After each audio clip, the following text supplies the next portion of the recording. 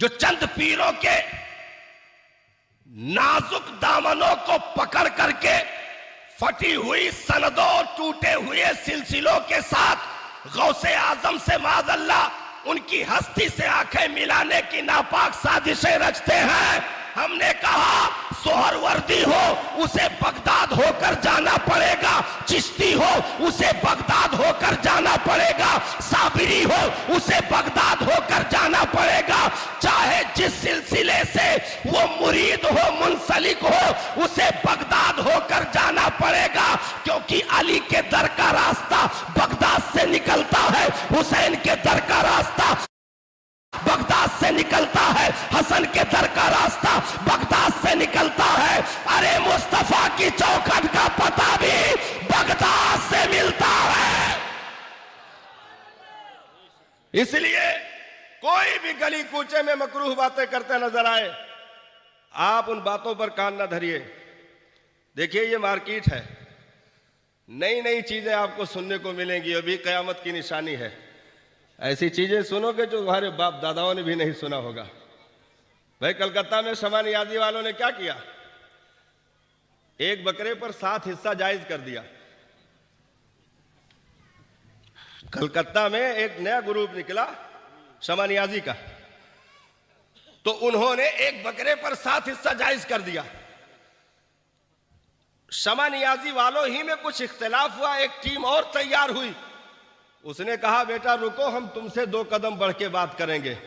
उसने कहा मुर्गे पर कुर्बानी जायज है। अल्लाह। तो ऐसी ऐसी बातें सुनोगे जो तुम्हारे बाप दादाओं ने भी नहीं सुना होगा। लेकिन याद रखना, जब ऐसे फितने सामने आए तो ये कहो हम अपने दादा परदादा के अकीदे पर कायम हैं और सुबह कयामत तक हमारी नस्लें भी कायम रहेगी, क्योंकि जितने भी फितने हैं उनकी उम्र 100-150 साल से ज्यादा नहीं है, क्योंकि पूरी दुनिया में अहले सुन्नत वल जमाअत का गलगला नबी के दामन से निकलने के बाद कल भी था और आज भी है और कयामत तक ये गलगला बाकी रहेगा।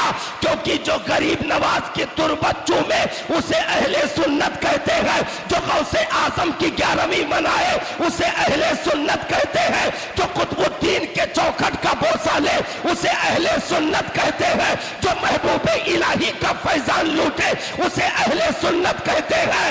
अरे जो अशाह इमाम अहमद रजा खान मुहद्दिस बरेलवी के इश्को वफा का तराना छेड़े उसे अहले सुन्नत कहते हैं। बल्कि ये सिमटा करके पुतरे मजमुआ की शक्ल में कह लो, नबी के वफादार को सुन्नी कहते हैं, हुसैन के वफादार को सुन्नी कहते हैं, वलियों के वफादार को सुन्नी कहते हैं, दीन इस्लाम के वफादार को सुन्नी कहते हैं। बेशक हक जिंदाबाद जिंदाबाद, क्या कहने। तो कभी भी कोई भी बातें हो आपको काम धरने की जरूरत नहीं है, अपने उलमा से मशवरा ले लिया करें। भाई हम एक मूंगफली खरीदते हैं तो कई ठेला छानते हैं, है कि नहीं? दबा के देखते हैं, कुछ लोग तो चबा के देखते हैं। हमने कहा चबाओ नहीं, नाजायज। हाँ, दबा के देखते हैं, कुछ चबा के देखते हैं। बहुत टटोलने के बाद, सोच समझ के बाद 50 ग्राम 100 ग्राम मूंगफली खरीदते हैं। हमने कहा मूंगफली के लिए इतनी जांच, अकीदे के लिए चाहे जो भाई मस्जिद में एक साहब ने आकर शिकायत किया हमसे, कहा हजरत आपने गौर नहीं किया। अच्छा, हम नमाज पढ़ा के चले गए, अब पीछे कहां तक गौर करें, पब्लिक भरी हुई। तो कहा कि हजरत थोड़ा आइए हम दिखाते हैं। देखे तो एक आदमी ऐसे खड़ा था मस्जिद में। अच्छा, हम खड़े रहे, देखते रहे उसकी एक्टिंग। नमाज तो हम कह नहीं सकते, उसकी एक्टिंग देखते रहे। जब फारिग हुआ तो हम बुलाए, हमने कहा के बर्बाद कर दिया,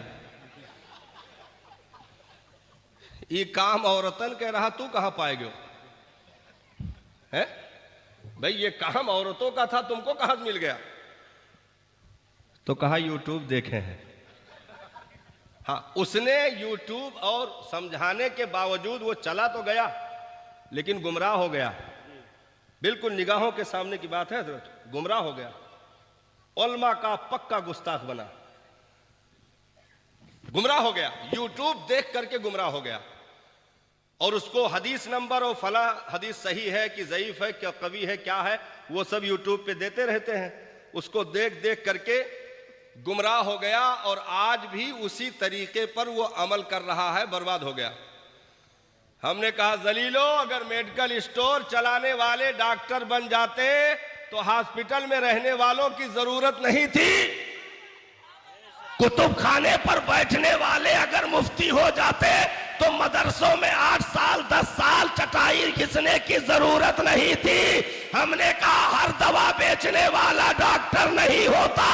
और इसी तरीके पर दुनिया में जितने भी मशागिल हैं उनके खरीदो फरोख्त करने वाले अगर काबिल हो जाते तो अलग से लोगों के आने की जरूरत नहीं थी। मेडिकल स्टोर पे बैठना और है, 10-12 साल मदरसे की दाल खाकर आलिम बनना और है।